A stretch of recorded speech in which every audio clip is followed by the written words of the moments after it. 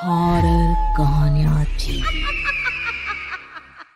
रहस्यमयी गर्भ। 60 वर्ष की उर्मिला शहर के बाहरी हिस्से में अपने छोटे से घर में अकेली रहा करती थी।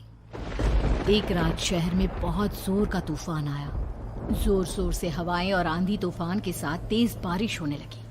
उन आवाजों को सुनकर कोई भी घबरा जाता, लेकिन उर्मिला घर के सारे खिड़की दरवाजे बंद कर गहरी नींद में सो रही थी।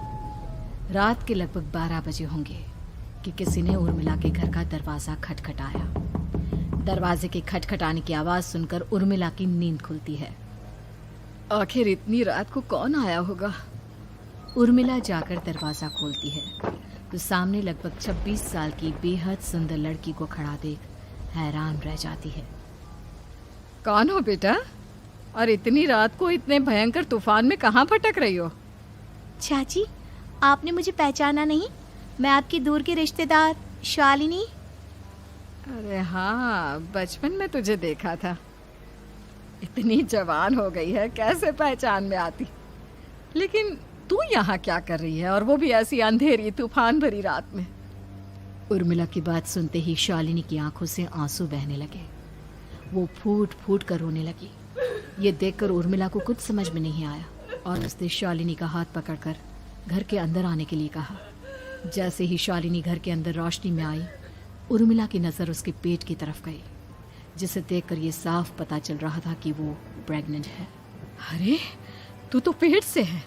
ऐसी हालत में इतने भयंकर तूफान में आधी रात को बाहर भटक रही है। आखिर बात क्या है बेटा, मुझे सब कुछ साफ साफ बता। क्या बताऊं चाची, ये सब जिसकी वजह से हुआ है उसके बारे में बताने में भी मुझे शर्म आती है। मैंने घर वालों की मर्जी के खिलाफ जाकर एक लड़के से शादी कर ली थी, पर वो शादी के 1 महीने बाद ही मुझे छोड़कर चला गया। छोड़कर चला गया का क्या मतलब? क्या उसके साथ कोई हादसा हो गया? नहीं, उसे कोई दूसरी लड़की पसंद आ गई और मेरी प्रेगनेंसी की खबर सुनते ही उसने मुझे बेसहारा छोड़ दिया।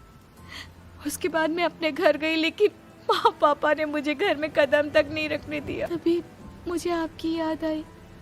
कोई बात नहीं, कोई बात नहीं, तुमने यहाँ आकर अच्छा ही किया। एक काम करो, तुम आराम करो। वैसे भी ऐसी हालत में इतना घूमना फिरना और इस तरह आधी रात को बाहर भटकना ठीक नहीं होता। प्रेग्नेंट औरत को आधी रात को घर से बाहर नहीं निकलना चाहिए। बुरी आत्माएं उस पर अपना असर दिखा सकती है। और इतना कहकर उर्मिला ने शालिनी को एक दूसरे कमरे में जाकर आराम करने के लिए कहा।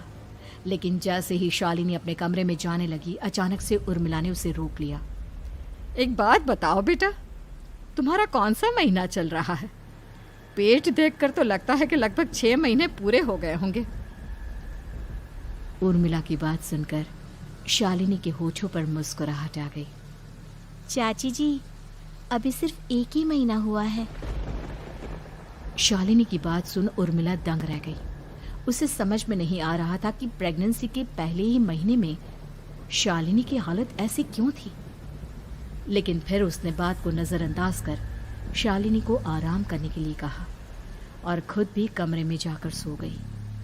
अभी कुछ ही घंटे बीते थे कि अचानक से एक बच्चे के बड़े ही अजीबोगरीब बेढंगे तरीके से रोने की आवाज़ें उर्मिला के घर में गूंजने लगी। उन आवाज़ों को सुनकर उर्मिला की नींद फिर से खुलती है। ये अचानक बच्चे के रोने की आवाज़ कहाँ से आने लगी? उसने उठकर चारों तरफ देखा, पर वहां उसे कोई नजर नहीं आया। उर्मिला घबराते हुए शालिनी के कमरे में गई तो वहां उसे कमरे की दीवार पर एक बेहद खौफनाक साया नजर आया, जिसे देखकर उर्मिला बुरी तरह से घबरा गई। आखिर ये सब क्या हो रहा है? शालिनी, शालिनी उठो! उसने जोर जोर से आवाज देकर शालिनी को जगाने की कोशिश की, लेकिन ऐसा लग रहा था जैसे उसकी आवाज शालिनी तक पहुंच ही नहीं रही थी। कमरे की दीवार पर एक बहुत बड़ा और बेहद डरावने दिखने वाले इंसान का साया और एक बच्चे के अजीबोगरीब ढंग से रोने और चीखने की आवाजें अब उर्मिला को ज्यादा डराने लगी थी। उर्मिला को शालिनी की चिंता सताने लगी और उसने पूरी ताकत के साथ चीखकर शालिनी को आवाज लगाई, शालिनी! तभी अचानक सब कुछ एकदम पहले जैसा हो जाता है और उर्मिला की आवाज सुनकर शालिनी की नींद खुलती है। क्या हुआ चाची, आप इतनी तेज क्यों चिल्ला रही हैं? अब ठीक तो है ना? अभी अभी मैंने तुम्हारे कमरे में कुछ अजीब सा देखा। तुम ठीक हो ना शालिनी? मुझे यहाँ एक बच्चे के रोने की आवाज़ें आ रही थी। लगता है आपको मेरी कुछ ज़्यादा ही चिंता हो गई है। आपने मेरी प्रेगनेंसी के बारे में कुछ ज़्यादा ही सोच लिया होगा। मैं एकदम ठीक हूँ, आप आराम से सो जाइए। इतना कहकर शालिनी ने उर्मिला को फिर से अपने कमरे में जाने के लिए कहा और खुद भी जाकर सो गई। पर अब उर्मिला की आंखों से नींद गायब हो चुकी थी। अगली सुबह जब शालिनी उठी तो वो सीधा उर्मिला के पास आई। गुड मॉर्निंग चाची। तभी अचानक उर्मिला की नज़र शालिनी के पेट पर पड़ती है, जिस पर नीले रंग से एक अजीब सी आकृति नजर आ रही थी। शालिनी, ये तुम्हारे पेट को क्या हुआ? मैंने इतनी औरतों को देखा है, ऐसा तो किसी के साथ नहीं होता। शालिनी ने जैसे ही अपने पेट की तरफ देखा तो उसे वहां कुछ भी नजर नहीं आया। चाची कुछ भी तो नहीं है, सब कुछ एकदम नॉर्मल है। आपको क्या अजीब लग रहा है? इससे पहले कि उर्मिला उसके सवाल का कोई जवाब देती, अचानक से शालिनी के पेट में जोर जोर से दर्द होने लगा। वो बुरी तरह दर्द से तड़पने लगी। चाची, चाची। ये सब देखकर उर्मिला बहुत घबरा गई। उसने धीरे धीरे शालिनी के पेट को सहलाना शुरू किया, लेकिन शालिनी का दर्द कम नहीं हुआ। उर्मिला जाकर रसोई से पानी का गिलास लेकर आई और शालिनी को पानी पिलाने की कोशिश करने लगी। ले बेटा, पानी पी ले, तुझे आराम मिलेगा। ले ले। नहीं चाची, मुझे बहुत तेज दर्द हो रहा है। अरे थोड़ा पी ले बेटा। जैसे ही उर्मिला ने शालिनी को पानी पिलाया, उसने देखा कि गिलास में बचा पानी का रंग नीला पड़ गया और शालिनी की आंखें अजीब हो गई। उसके पेट पर बच्चे का एक डरावना चेहरा नजर आने लगा। ये सब देखकर उर्मिला की डर से हालत खराब होने लगी, पर तभी शालिनी का दर्द ठीक हो गया। बेटी, अभी तुम्हारा दर्द ठीक है तो ऐसा करो, तुम थोड़ी देर आराम कर लो। शालिनी को आराम करने के लिए कहकर उर्मिला तेज कदमों से चलकर घर से बाहर निकल जाती है और पास ही रहने वाली एक औरत कालिंदी के पास पहुंचती है। अरे उर्मिला बहन, बड़े दिनों बाद दिखाई दी, क्या हुआ? बहुत घबराई हुई सी लग रही हो, सब ठीक तो है ना? क्या बताओ कालिंदी बहन, मेरी एक दूर की रिश्तेदार आई हुई है। वो पेट से है और उसके साथ ना अजीब अजीब चीजें हो रही है। अब उर्मिला सारी बात कालिंदी को बताती है, जिसे सुनने के बाद काले जादू और तंत्र विद्या की माहिर कालिंदी एक ताबीज बनाकर उसे देती है। बहन, मुझे शालिनी पर किसी बुरी आत्मा का साया लगता है। ये ताबीज ले जाओ, आज रात को 12 बजे उसे पहना देना, फिर सब ठीक हो जाएगा। उर्मिला ताबीज लेकर घर वापस आती है और अब आधी रात के होने का इंतजार करने लगती है।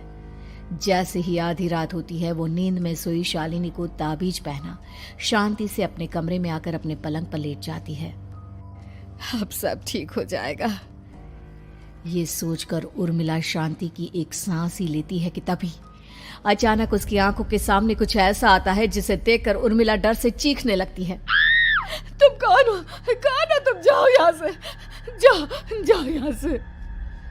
तभी उर्मिला की एक जोरदार दर्द भरी डरावनी चीख वहां पर गूंज गई। उर्मिला की आंखों के सामने एक बच्चा खड़ा हुआ था, जिसका पूरा शरीर किसी बूढ़े की तरह नजर आता था, लेकिन मुंह किसी नवजात बच्चे की तरह था। उसकी आंखें गुस्से से लाल थी और वो घूर घूर कर उर्मिला की तरफ देखा जा रहा था। कौन हो तुम? कौन हो? उर्मिला के चीखते ही वो बच्चा जोर जोर से रोने लगा। घबराकर उर्मिला ने अपने हाथों को अपने कानों पर रख लिया। उसकी समझ में नहीं आ रहा है कि आखिर ये सब उसके साथ क्या हो रहा है। कौन हो तुम? कौन हो? क्या चाहते हो मुझसे? जाओ जाओ यहाँ से, आखिर तुम हो कौन? तभी अचानक से उर्मिला के पूरे घर में लाल रंग की रोशनी फैल गई। वो बच्चा धीरे धीरे कदमों से चलता हुआ उर्मिला की तरफ बढ़ने लगा। किसी नवजात पैदा हुए बच्चे के जैसे उसके रोने की आवाज अब उर्मिला के कानों में गूंज रही थी। लेकिन कुछ ही सेकंड में वो चुप हो गया और उसने बेहद खतरनाक आवाज में उर्मिला के सवाल का जवाब दिया। मैं वो हूँ जो अब तक पैदा नहीं हुआ, लेकिन जब मैं पैदा हो जाऊंगा तो वो होगा जो अब तक कभी नहीं हुआ। क्या कहना चाहते हो तुम? ऐसा क्या हुआ जो अब तक नहीं हुआ? तबाही होगी, तबाही। सब कुछ खत्म हो जाएगा और ये जो लड़की मुझे जन्म देने वाली है, मैं उसका खून पी जाऊंगा, सारा खून। उस बच्चे की बात सुनते ही उर्मिला बुरी तरह घबरा गई। उसका एक बुजुर्ग आदमी जैसा शरीर, एक नवजात बच्चे जैसा चेहरा, ये दोनों ही बातें उर्मिला की समझ से बाहर थी। तभी वो बच्चा अचानक गायब हो गया। घर का माहौल फिर से पहले जैसा हो गया। लाल रंग की रोशनी भी अब गायब हो चुकी थी। उर्मिला दौड़कर शालिनी के कमरे में पहुंची, जहां वो गहरी नींद में सोई हुई थी, पर उसके गले का ताबीज गायब हो चुका था। उठो उठो शालिनी, उठो बेटा, मुझे तुमसे जरूरी बात करनी है। अरे चाची, क्या हुआ?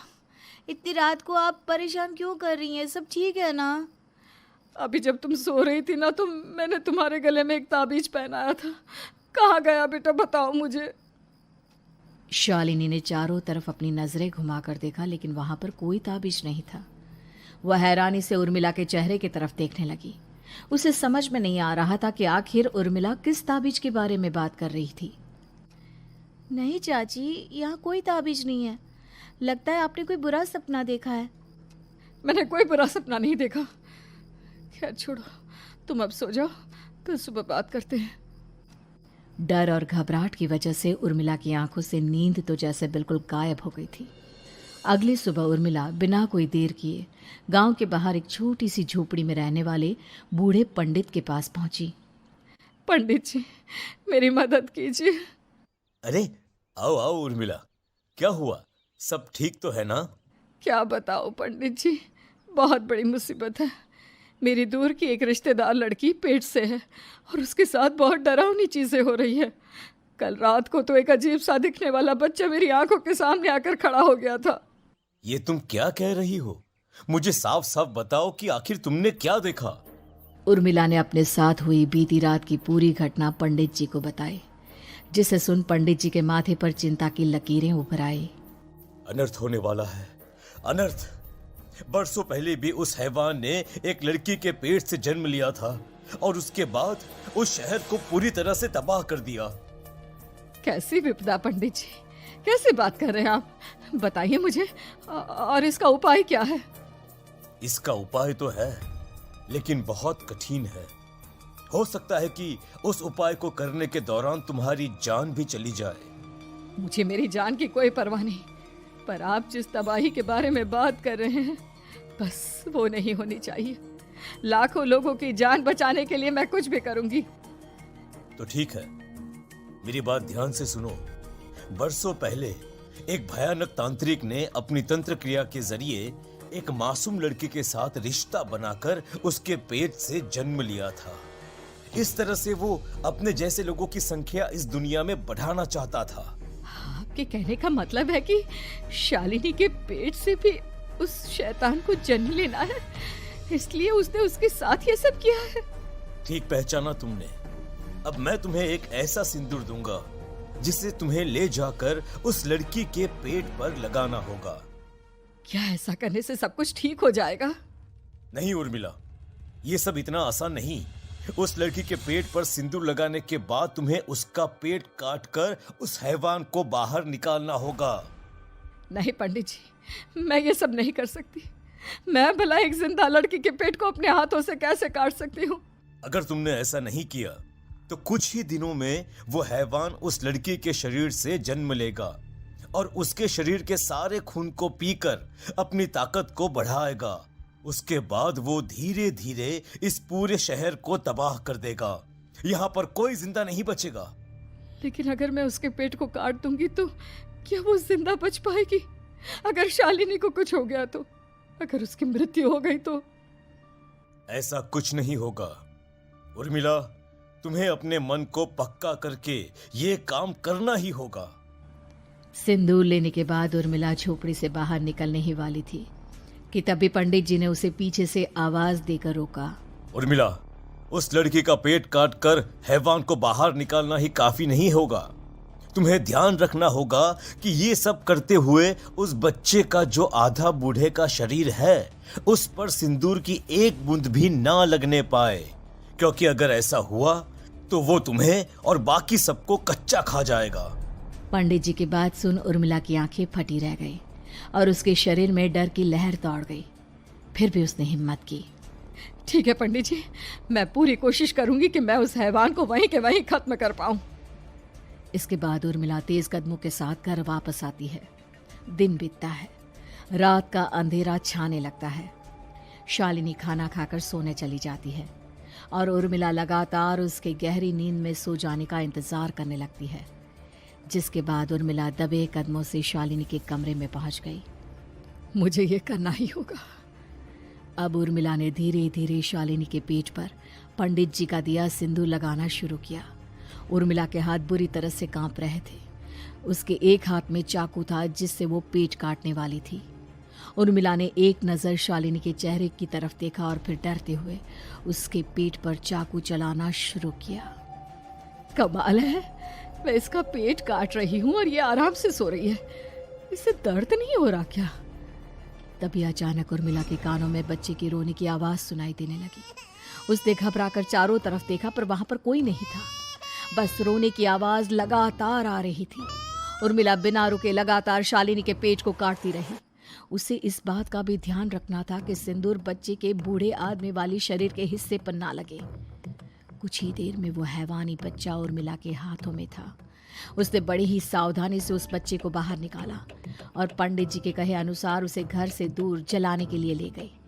पर तभी उसके सामने वही बूढ़े शरीर और बच्चे के चेहरे वाला बच्चा आ गया। अपनी गोद में और सामने भी बच्चे को देखकर उर्मिला हैरान रह गई। मुझे मारोगी? मुझे इतनी हिम्मत कैसे आ गई तुम्हारी? तुम पैदा नहीं हुए हो और मुझे पता है जब तक तुम्हारा जन्म नहीं हो जाता तो मुझे कुछ नहीं कर सकते। इतना बोलते ही उर्मिला तुरंत उस बच्चे को घास के ढेर पर फेंक कर उसमें आग लगा देती है। जिसके तुरंत बाद वो बूढ़े आदमी के शरीर और बच्चे के चेहरे वाला अजीब तांत्रिक का भूत भी वहां से गायब हो जाता है। कुछ देर बाद उर्मिला घर पहुंचती है तो वो ये देखकर हैरान रह जाती है कि शालिनी का पेट अपने आप जुड़ चुका था। शुक्र है भगवान का और उन पंडित जी का, अब सब ठीक हो जाएगा। सुबह शालिनी सोकर उठती है तो अपना पेट देख बुरी तरह घबरा जाती है। चाची, चाची ये सब क्या हो गया? मेरा पेट अचानक कम कैसे हो गया? मेरा बच्चा कहाँ गया चाची? बेटी, वो बच्चा नहीं, एक खतरनाक तांत्रिक था जो तुम्हारी कोख से जन्म लेकर सबको मार देना चाहता था। वो पैदा होते ही तुम्हारी जान भी ले लेता, इसलिए मैंने पंडित जी के बताए उपाय से उसका खात्मा कर दिया है। अब सब ठीक है। शालिनी को उर्मिला की बात समझ में नहीं आती। जिसके बाद शालिनी को पूरी बात उर्मिला आराम से समझाती है। अब वो दोनों ही भगवान का शुक्र अदा करती हैं और एक साथ रहने लगती हैं।